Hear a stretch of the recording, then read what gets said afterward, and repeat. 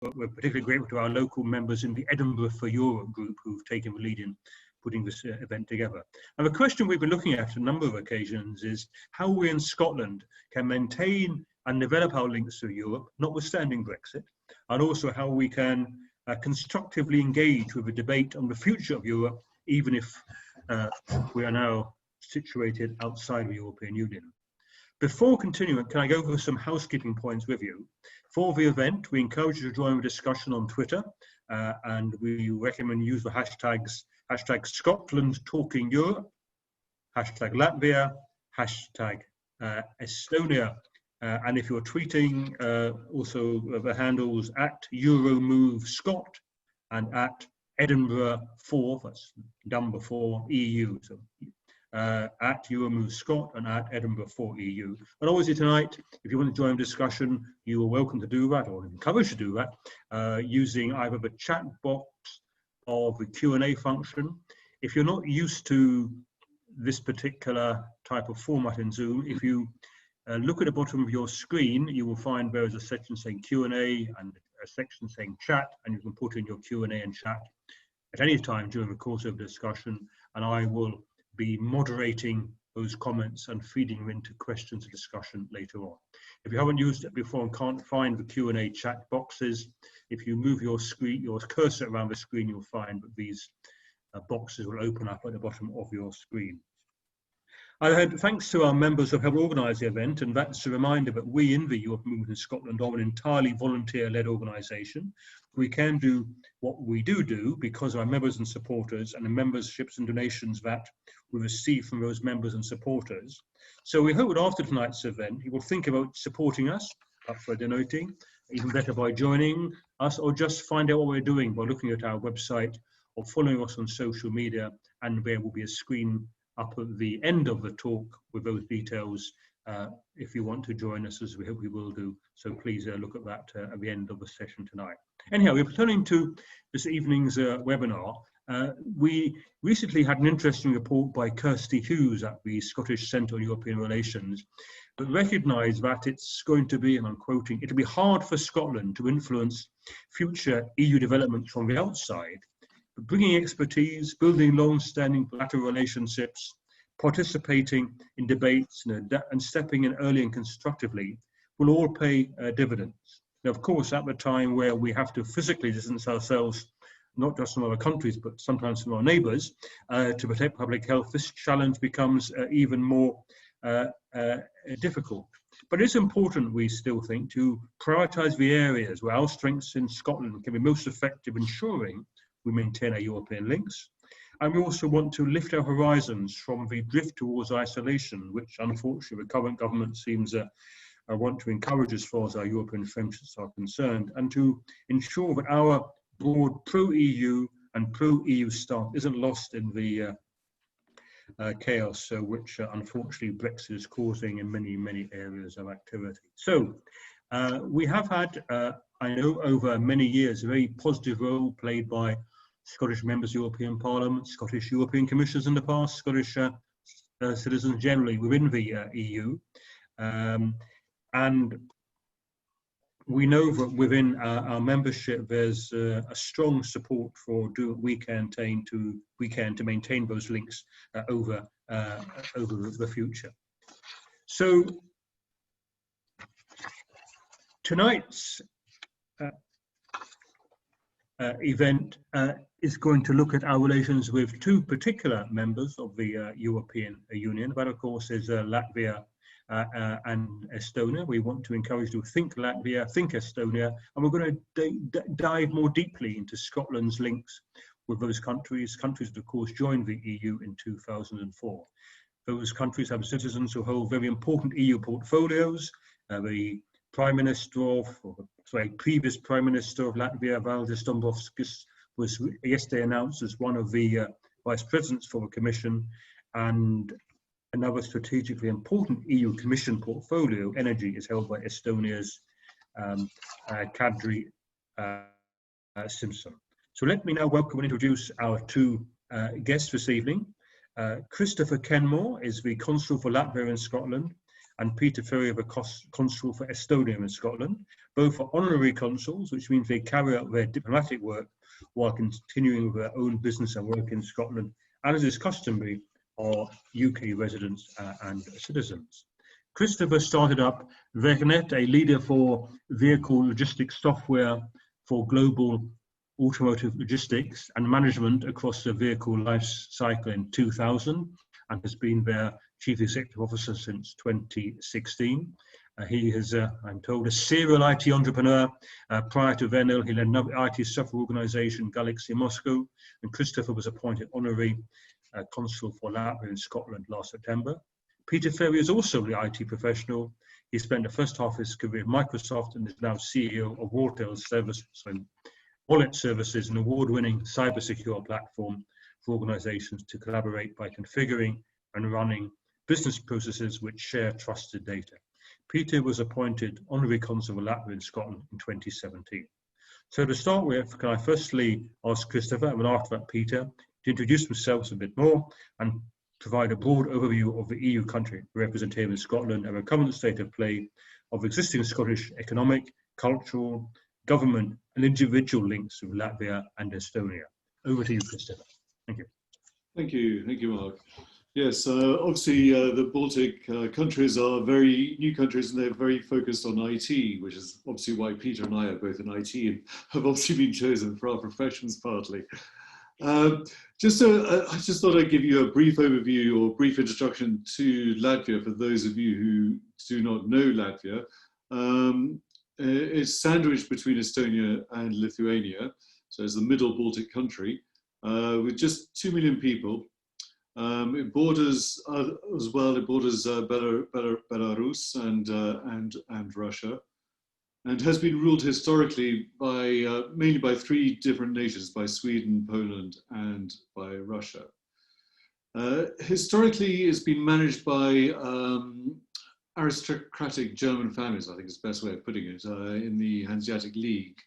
For many years, they've managed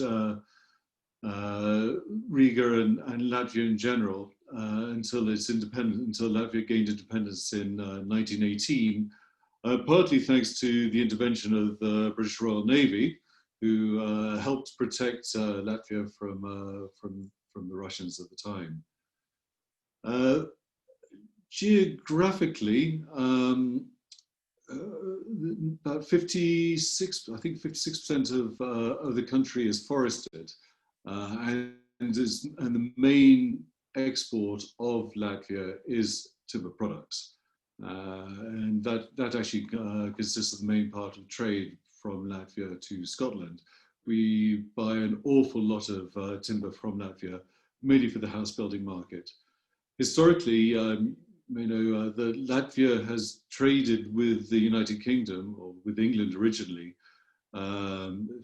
dating back as far as 1403, the reign of Henry IV, when he signed his first purchase of Latvian timber for shipbuilding, because apparently the quality of the long, fine-grained wood of Latvian forests or Latvian trees is very highly prized. About 10% of Latvia is bogland or fenland. So you see, it doesn't leave that much, the rest for agriculture and for cities. But it is a very, very ecological nation. And we've had national parks there as far back as the 16th century. The first national park was actually established. So the whole protected area. It's a very green country. People are ecologically minded in Latvia. The other thing that you could say about Latvia that they absolutely adore is singing and dancing. It is a massive part of Latvian life. It's also a huge part of Estonian life. I'm sure Peter might touch on that as well. But and every 5 years in Riga, there's a song and dance festival which will include a choir of 20,000 people, which is an amazing experience to go to. And you'll watch probably 10,000–15,000 dancers as well, all dancing the same dance together. It's an amazing spectacle, and one that would be well worth going to if if you ever get a chance to go to Latvia.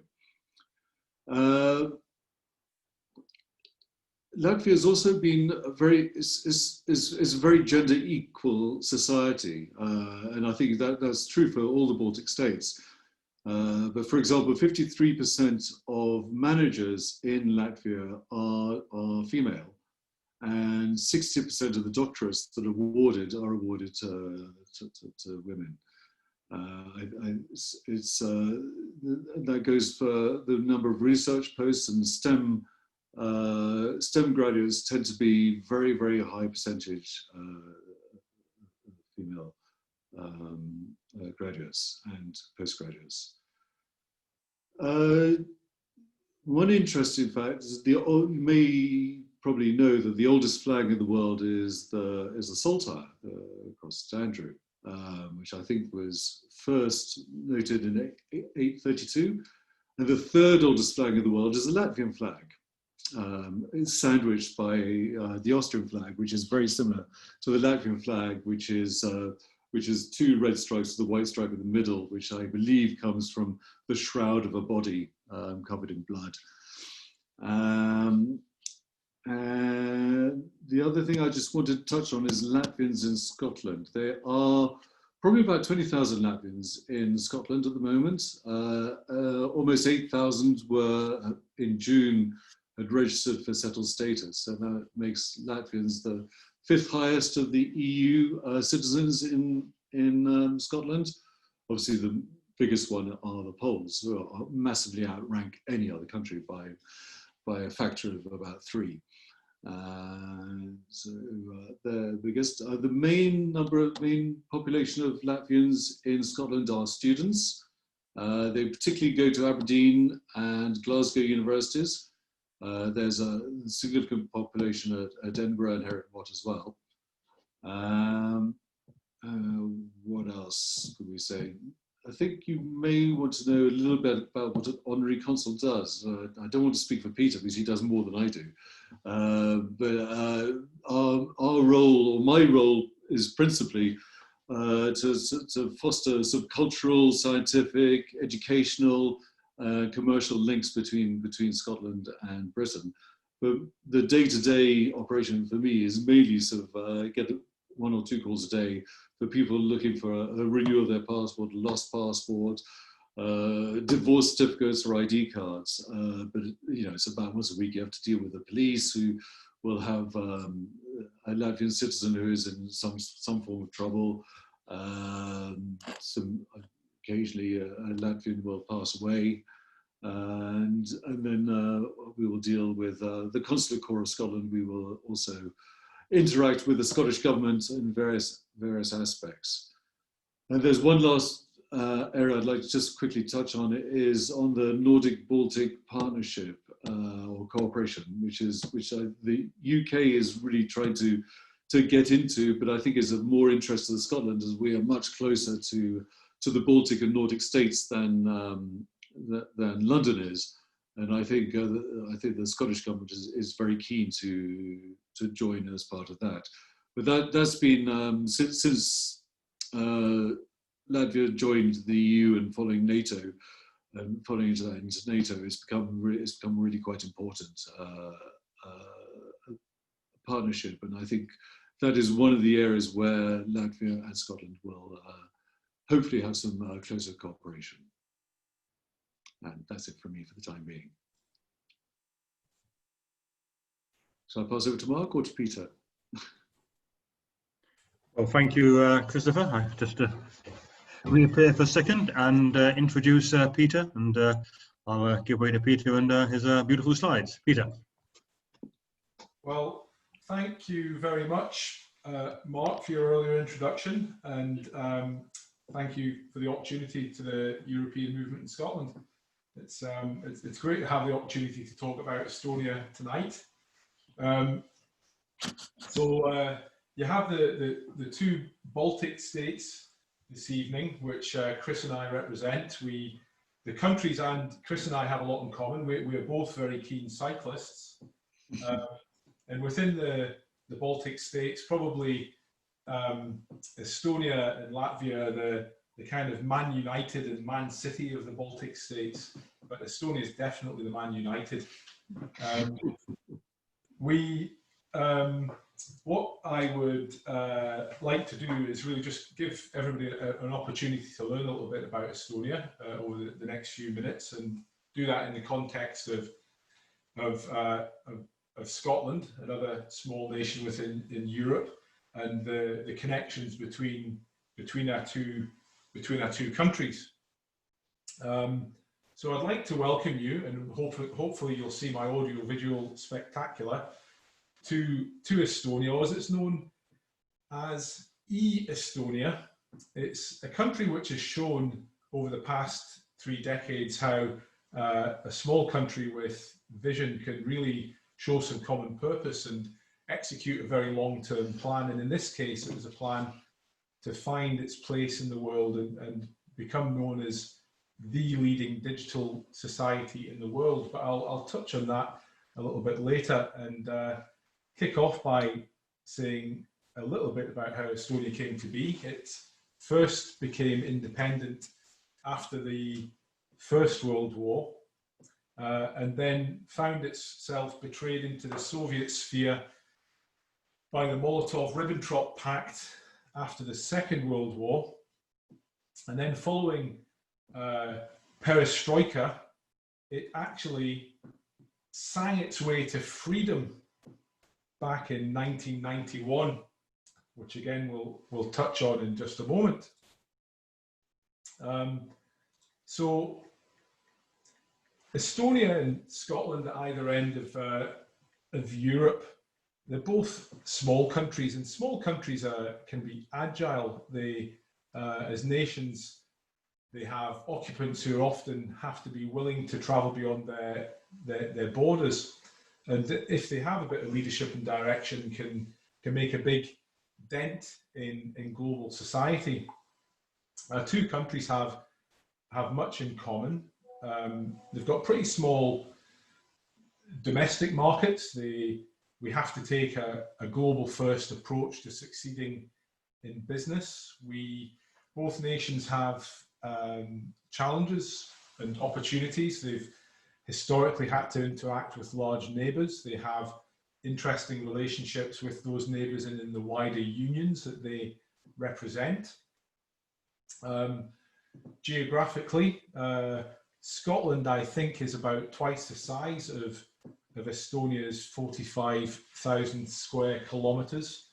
And I think to place it on the map, I believe that Wick and in the north of Scotland and Tartu in the south of Estonia are on about the same latitude, on latitude 58.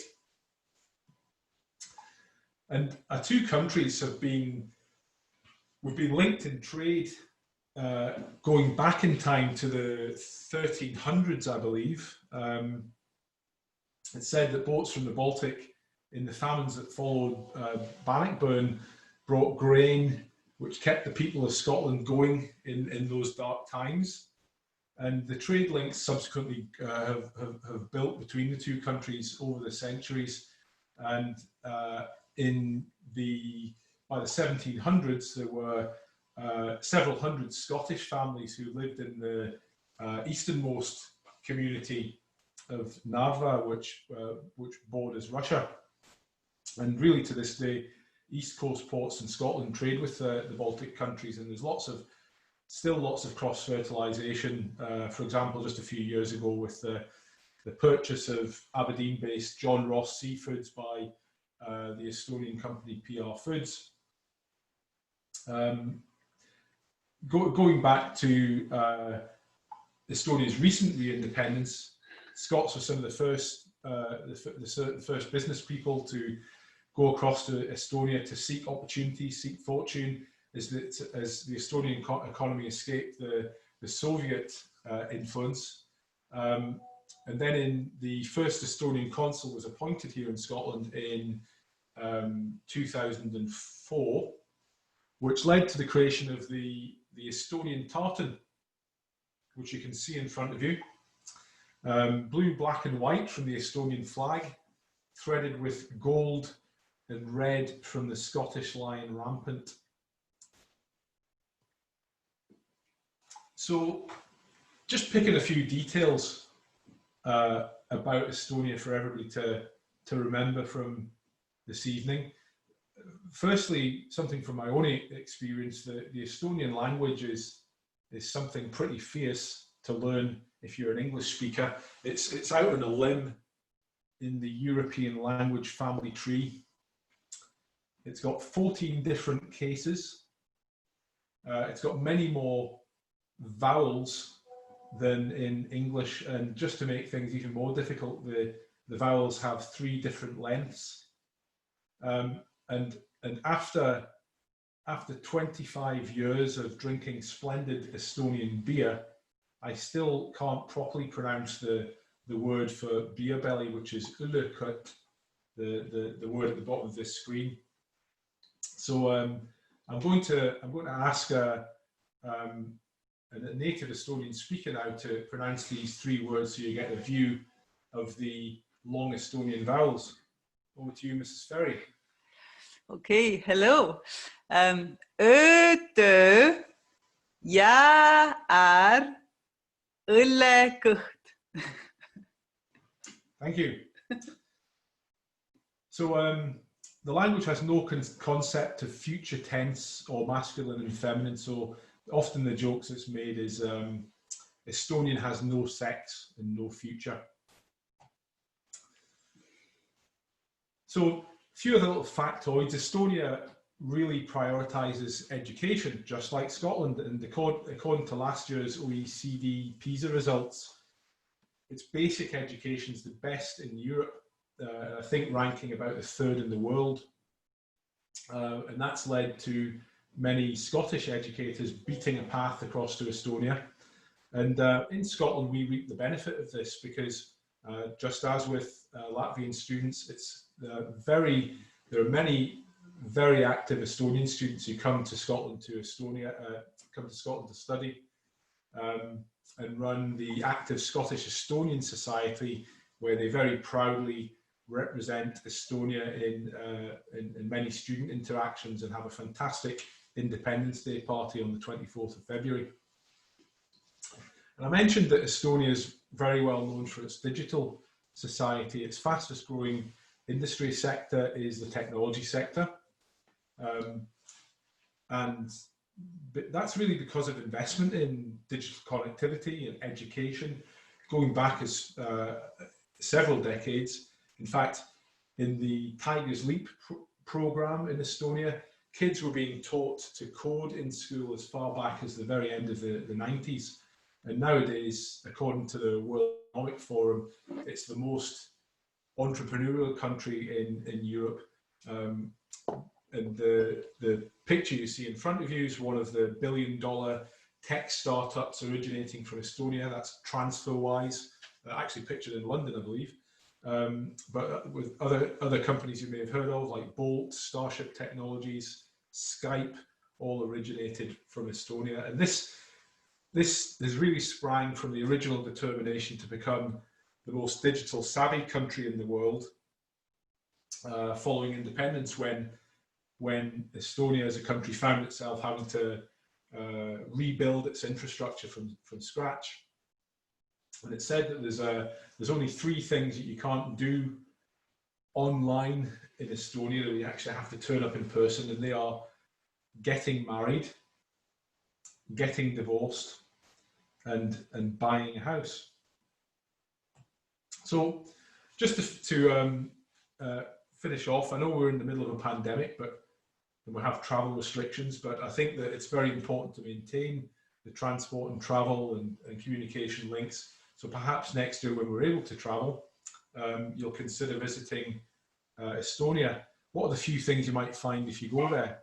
Well, Estonia is very flat, and it can't boast the several hundred Munros which Scotland can, but 60 out of 65 of Europe's giant erratic boulders are actually located in Estonia.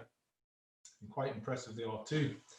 And similar to Latvia, if you're in Estonia, you're never more than 10 kilometers away from a bog.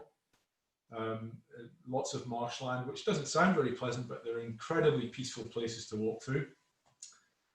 And also the longest ice road in Europe is in Estonia. It will take you from the mainland to the beautiful island of EMiS out in the Baltic.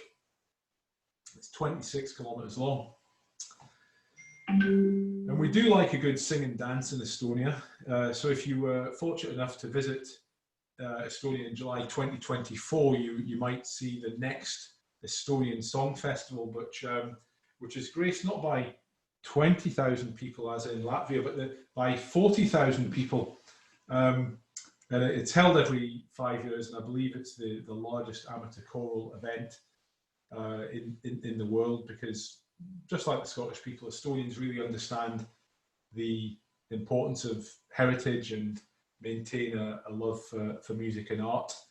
And we've had many connections in the cultural field between Scotland and Estonia, such as the cultural ambassadors Neeme Järvi, who conducted for the RSNO, and Eva Mutso, who was the principal dancer in Scottish Ballet for many years and continues to grace Edinburgh's International Festival, or at least will, following the pandemic. So finally, I'll just close by saying that my duties as a consul resemble Chris's. I also issue passports to many of the people who are Estonian citizens who live in Scotland, and I do feel that many of them are choosing to return now with as we move towards Brexit, and we must do more to encourage them to stay.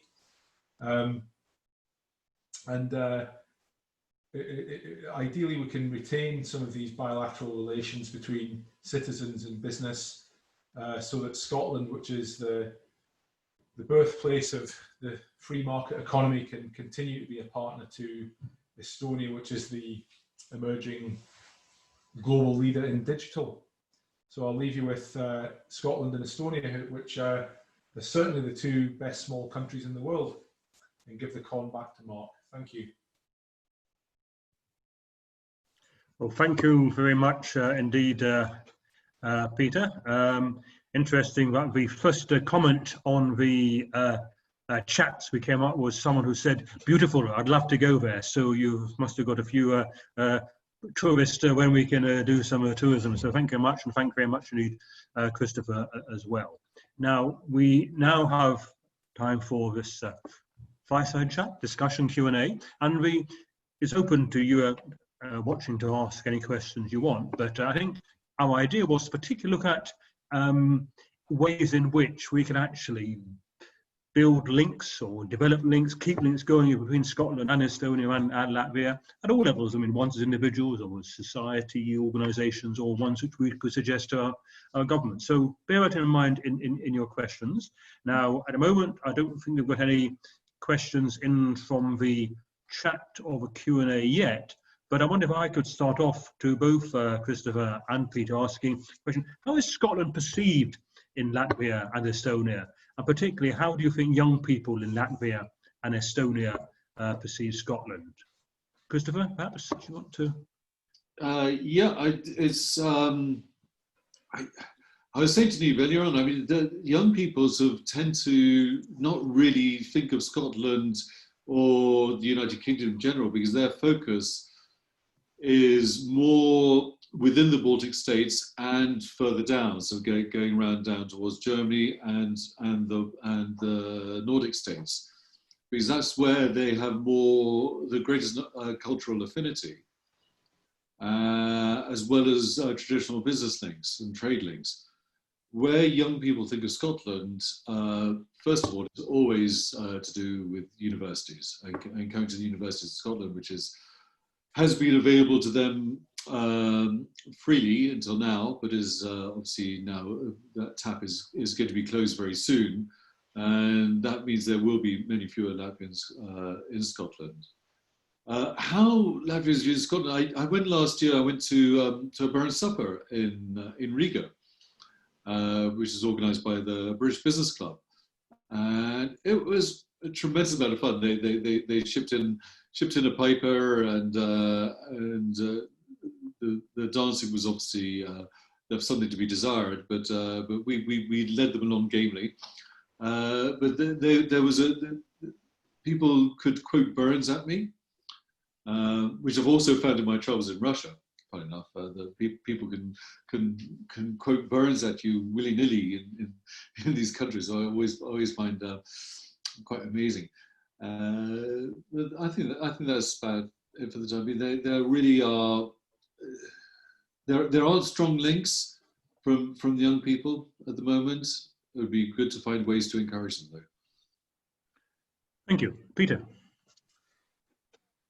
So I think, especially young people's perception of Scotland and Estonia, it's always been very attractive for young Estonians, like young Latvians, to come and study in the UK. But I think particularly in the Scottish universities, because of the history of a strong Scottish Estonian society ran by Estonians here, certainly in the 25 years or so that I've lived in Edinburgh, and it's meant there's been a disproportionately large community of Estonian students here in Edinburgh. I think that I'm probably badly misquoting Hemingway, but there's something about an Estonian sailor in every port. Estonians are great travellers. The opportunity to study abroad is expensive and rare, so they do take it very seriously, and many do choose to come to Scotland. Scotland's perception back in Estonia is very high. I think there's an extremely popular recorded album of Burns songs in Estonia, and there's an Adam Smith Society who make a pilgrimage across to Scotland to visit his birthplace and some of the popular spots. So I think the perception and the stock of Scotland in Estonia is high. It continues to this day to be a Scottish club in Estonia, dating back to the very early days of independence, when Scottish businessmen first went over to Estonia and established businesses there.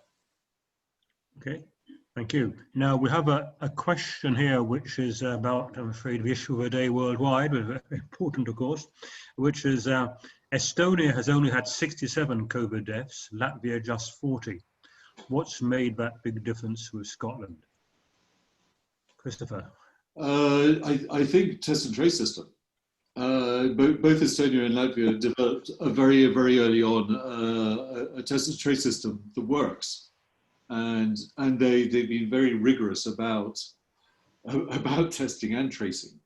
It's been available very generally. They took it very seriously, and they do take it very seriously. There's no shilly-shallying about, because the government told the people that's what they're going to do, and this is the reason why they're going to do it. And if you don't do it, there will be penalties. And we will find you. And I think in this country, we have not had that threat of being found, unless one follows Priti Patel's exhortations to sneak on one's neighbours. But otherwise, they've followed this up rigorously. And I think that's been the major difference. And perhaps I might also comment as that if people are thinking that Latvia is a very sort of rural country where people don't live close to each other anyway. I mean, Riga is, of course, a very big city, isn't it? I've not been there, but it's quite a sizable urban centre, isn't it? Yeah, it's not dissimilar in size to Edinburgh. Right. Okay. Thank you, Christopher. Peter, can you comment on that? Yes. So I think there's probably a couple of defining factors. One is Estonia was very quick to react in closing borders. So the ingress of the virus was stopped quite quickly, and the second is well, Chris has mentioned the track and trace systems, but the second for me would be just to do with population density, really. It's Estonia is a smaller country of 1.3 million people. Jokingly, many Estonians, when faced with social distancing guidelines of maintaining 2 meters apart, were relieved when these were removed, so they could return to being much further apart, more than 5 meters apart. So, you know, typically, although there are more densely populated cities with Tallinn, people do live in areas with more space and more access to nature and open spaces. So I'm quite sure that had something to do with it. Okay, thank you. Now a question here about a topic already covered briefly about students. How big do you think the reduction of the numbers of students in Scotland will be after Brexit? If you can hazard any views on that. Christopher, help us first. I would say it'll be a massive difference. I mean, there will be probably a reduction of about 90%. Is what we've talked about. Peter, is that the same for Estonia, do you think, or? Well, I think there's kind of two factors here. One is how many students will choose to continue to travel to Scottish universities. I'm not sure about that. I would imagine that the numbers will become less attractive, not least because I think in general studying abroad may become less attractive because of the pandemic. But the other important factor, I think, is how many choose to stay on after studies. So I think that's already been decimated. I think I stay quite close to some of the young people studying here in Edinburgh, particularly the computing scientists, as we look for recruitment to our own company, and many more have chosen to return home following last year, whereas in previous years there were employment opportunities here, and many chose to stay and live at least for a while in Scotland, and that certainly has already fallen off a cliff. Okay. Now we have a question asking a bit about relationships. How do Estonia and Latvia relate to each other, and also to Lithuania as a slightly larger one of the three countries? Yeah, I always think of it as one of cooperation between the three countries. I mean, the Baltic states are the Baltic states, and everyone thinks of them as a unified bloc. I mean, of course, they aren't.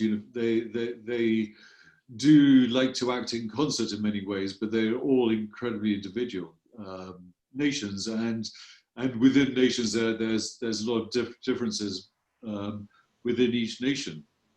You can talk about like the number of Russian speakers and ethnic Russians that exist in Latvia, which is a significant proportion of the population, and that tends to affect some of the political decision making in Latvia, but it's changed.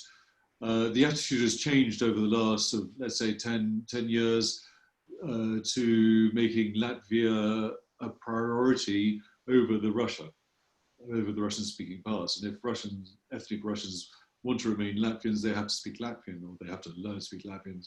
And there's some who are sort of effectively stateless within Latvia. But as in terms of relations with Estonia and Lithuania, they're very, very close, and they tend to act in concert in as far as I know, and all the indications that I've had is that they do prefer to act in concert. Okay, Peter? Yeah, I think I would just echo most of Chris's comments. There's a lot of cooperation around between the countries in international diplomacy. They have lots of common challenges, and population mix is one of them. They do increasingly try to cooperate on common infrastructure, for example, around transportation links. But I guess that from the outside, what people perhaps don't realise is the languages have no connection or common root, and there are probably fewer cultural interactions and less cross-fertilisation between the three countries in the Baltic states, as you might imagine. Okay, thank you. Now we've got a couple of questions, which some are quite critical ones, which about the states, which hopefully you feel able to answer. The first one, and I'll read out both the questions because they are of some linkage. First one is, how far are the Baltics role models for Scotland, given their governments reacted to the 2008 financial crisis with huge austerity cuts and programs, and tens of thousands have left to find work overseas in other parts of the EU? And a question which is specifically for Peter, so that's a question with both of yourselves, so Peter as well. The flat tax was regarded as a key factor in Estonia's transition to regaining independence and attracting inward investment. But is it still fit for purpose now? So again, I go to Christopher first, and partly that gives Peter more time to respond to those questions and to think about them. Christopher, the lessons from the 2008 and the effects that had on emigration, for example. Yeah, I mean, a lot of Latvians did leave after the crisis because they suddenly became very poor. And one of the problems that we did have in Latvia was fraudulent banking occurred, and that was really as a result of Russians taking advantage of so relaxed banking laws that existed at the time in Latvia. It was developing its banking infrastructure, its Western-style banking infrastructure, having been beholden to the Soviet behemoth for so long. Is now obviously very much tightened up, and Latvia is very, very keen to get all its diaspora back. And I think, very much like Scotland, Latvia has a need for population growth, and especially sort of young population growth and educated population growth. I think that's one of the great similarities between the two countries. You know, when I'm speaking with the Latvian ambassador, she's always trying to sort of get me to help persuade Latvians to return home to Latvia. Yet when I'm speaking to the Scottish government ministers, they're very keen to keep them here.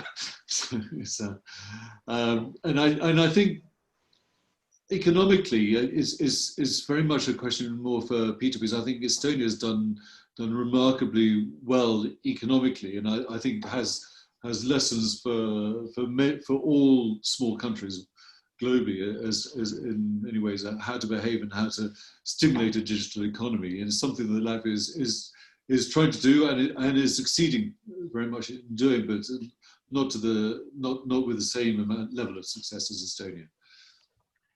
Peter. Thanks, Chris. I'm trying to remember the first question now and how it was worded about austerity. I've answered it for you. It's okay. What's that, sorry, Chris? I've answered it for you. So I think in the aftermath of 2008, and I think it's important to remember that these are small nations, and perhaps it's very important. It's an existential issue that they're able to balance the books, and perhaps at that point in history, it was important to make sure that the countries could continue.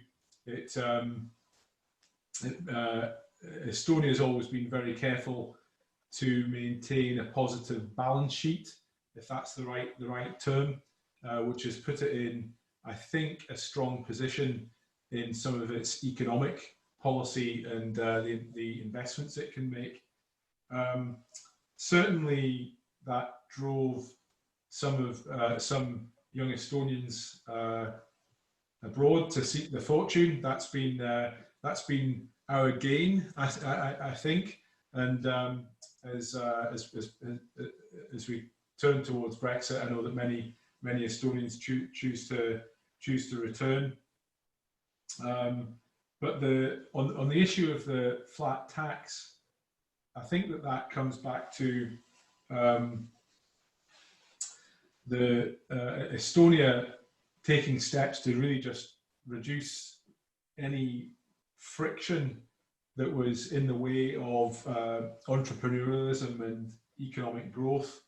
So the flat tax, the simplicity of that, the ability to conduct business with a minimum of bureaucracy and administration has been a feature of Estonia, from taxation through to all of its digital public services, to the point where nowadays that system is extended internationally through the e-residency program, where those digital public services can be made available to foreign nationals who choose to home a business in Estonia through the extension of their digital identity to non-citizens, and that's something which anybody in the UK can apply for, and we issue the e-residency card in Scotland from time to time through diplomatic missions. So I think on Chris's point around Estonia's economic growth, my observation on it is it's important for smaller nations to make big bets. You can't succeed at everything. You have to be known for something. And I think Estonia made the choice very early on, perhaps because it was forced to with the lack of infrastructure, to really embrace the internet technologies. And that came through in education, in the investment in digital public services, and finally, that was reflected in the entrepreneurial economy around technology, which has really been the big contributor to its economic growth. Thank you very much, Peter. That's again very interesting. Now, as I said earlier on, we are quite keen to talk about ways in which we, as the European Movement in Scotland, as a civic society, can support links, develop links, either as an organisation or encouraging others to do it as well. So I wonder if you have any comments about how people in Scotland, in communities, in grassroots and NGOs can support the development of links between Estonia, Latvia and Scotland. And there was also a specific question about one particular area of activity. Someone's asked, are there any active town twinning relationships between Scottish towns or cities and any counterparts in Latvia and Estonia?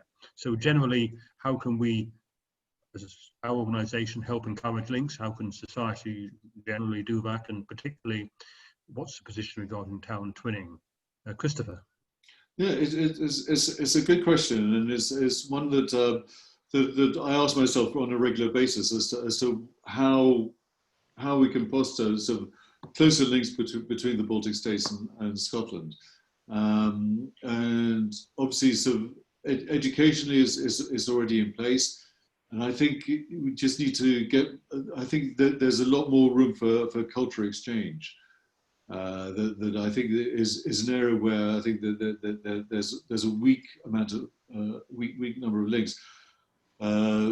We've had the occasional sort of exhibition of Art Nouveau, for which Riga is extremely famous, in Scotland, and various other sort of exhibitions that are held every sort of 2 or 3 years that come round, and they're generally attended more by Latvians than by Scots. And I think it would be good to promote these more widely with people who are interested in wider cooperation with other European nations. I think within this group would be a good one to do it. Thank you, Peter. What was the second question that you had? About town twinning, whether any exists at the moment between.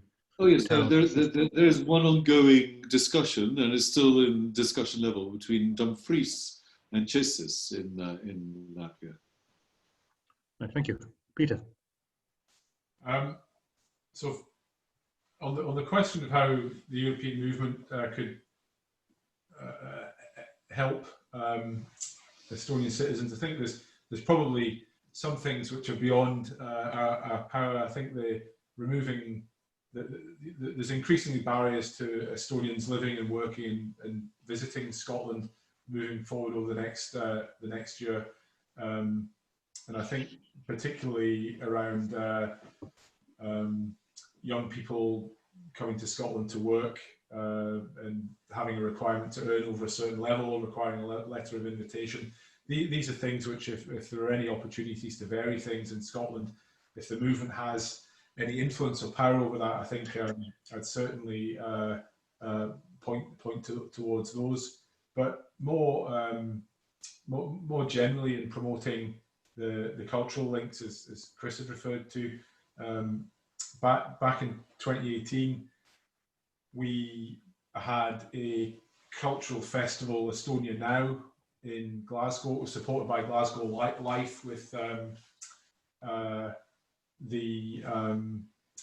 Glasgow City Council's cultural organisation, and led to many dance, song, cultural events over a week-long period in Glasgow. The Lady Provost and Councillor David MacDonald, who's a deputy leader of Glasgow City Council, went on to visit the Estonian Song Festival on the 100th anniversary of an independent Estonia, and at that time took the opportunity to meet Tallinn City Government. And just on twinning links, one thing that I'm very keen to promote is that, if there's any opportunities to cement these existing collaborations between Glasgow, a great European city, and Glasgow City Council and the Tallinn City Government. Okay, thank you, Peter. And obviously, if we can do anything, again, we're not a massive organisation, but we've got thousands of members and supporters. I think many of these are probably in some of the organisations who make decisions about these links. So certainly, we can certainly pass the word around, and some may indeed be watching today. On another area of linkage, of course, is business and trade. Just we had a comment from somebody in the chat that they found Latvia, from some personal experience, Latvia is a great place for investment. So there you are, Christopher. Local partners are essential, and having found good local partners, then there are opportunities in many sectors. So there's somebody who's had a good feedback from Latvia. And again, on the business theme, just really a point, someone who's actually from Latvia, presumably in Latvia at the moment, has asked if there's a forum using Zoom where the participants can be introduced to one another so that we can get to know each other. I'd love to make connections with business types in Scotland. So perhaps rather than answer that question, that's someone from Latvia. Perhaps, Christopher, if you could, second, you might even be able to answer that question or send a link from the chat facility to Ed, who's asked that question, if you've got time, and if not, I'm sure we could provide that answer contact later. So that's just, those are really comments rather than questions. Going back to the questions, it's asking about the views in Latvia and Estonia about the Brexit process. We haven't discussed Brexit now. We have to just contribute. It's obviously very important. It's central so much. Are people in Latvia and Estonia generally aware that we in Scotland voted against Brexit, and that the majority support in Scotland is still to be in the EU, however that being in the EU might be brought about? So can you... If they aren't aware, well, make it my business to make them aware. I think it's very important that I differentiate between Scotland and the rest of the United Kingdom, and I am very, very keen when I meet Latvians, and Latvians generally tend to be aware. In answer to the question, yes, that Scotland did vote to remain within the European Union. Peter. Yeah, I think in Estonia generally, Estonians are very sad to see the United Kingdom leaving the European Union for all sorts of reasons, including the weakening of institutions such as NATO and so on. But particularly on Scotland, I think the knowledge that Scotland is a nation and has different views is prevalent in Estonia. The Estonians tend to have be much more knowledgeable about world news and views than perhaps we are here. The national ETV news programme carries a much wider diet of international views than perhaps we would be used to in our national news programmes. So they're very much aware of the current situation around before the Scottish referendum, and the fact that there may well be another one, and that Scotland has very different views around the membership of the EU. So I think that awareness is pretty high. I think this would be a good point to lead to another question, which is looking at the EU from Latvia and Estonia perspective. What's the attitude generally towards the EU in Latvia and Estonia? Do people feel European? Do they take active part in interest in EU politics? And I pose a particular example, which another question raises about attitudes towards Europe. I mean, there's obviously an issue in the EU about refugees and which countries, how the EU should respond to the disastrous situation in some parts, obviously, of European neighbours. Is that an opportunity, among other things, to react to the emigration problem from places like Latvia and Estonia? Is refugees something, refugee policy something which can be, amongst other things, a way of attracting population to Latvia and Estonia? So attitudes towards the EU generally, and perhaps a comment on the issue about refugees within the European Union. Christopher. Yeah, Latvia is very much loves being part of the European Union, and they are infiltrating the European institutions as much as possible. They really feel that their voice is much more widely heard, that they can affect the situations within their own countries much more by being a member of the European Union. And definitely they are attracting or trying to attract as many people to come to Latvia, not only to have refugees come in or other people come in to increase the working population, but also for inward investment. And it's very much made easy, obviously, by being a member of the European Union to do this. And it's becoming, and that's one reason why links with the UK are becoming more difficult, because attracting people and inward investment from the UK is going to be from next year significantly harder. Peter. Yeah, I think going back to Estonia's re-independence and then moving to its joining of the EU, I think the benefits to Estonia have been great, giving access to a much larger market. That's generally been recognised amongst the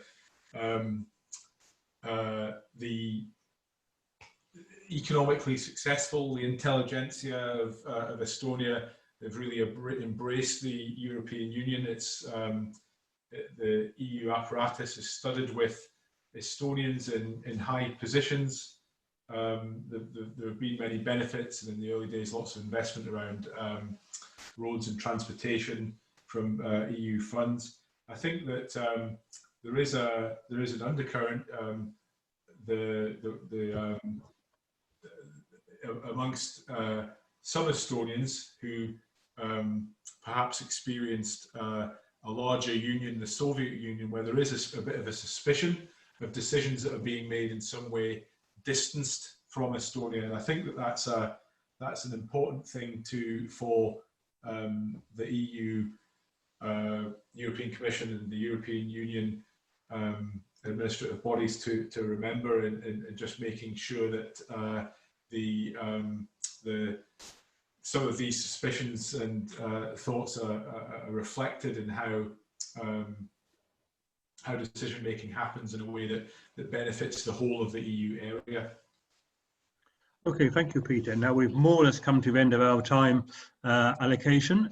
So I think we've answered all but 4 of the questions, and the ones that have left, I think, will take a bit of a time to answer. So I think apologies to those who we haven't reached, but I think we've had a very good range of questions and a very good range of answers, particularly from Christopher and Peter. Thank you very much for taking part tonight. Obviously, all of you who are watching, but thank you particularly Christopher and Peter. And I hope this is something in terms of encouraging links between Scotland, Estonia and Latvia, which we can keep doing our best to help with your two countries, and obviously beyond that as well. So thank you once again for that. Thank you to everyone tonight, and we hope you will now keep in touch with the European movement in Scotland. Join us as well if you can, and we are certainly have other events, and you will find details now how to contact us on the screen, which is now on your screen. Thank you.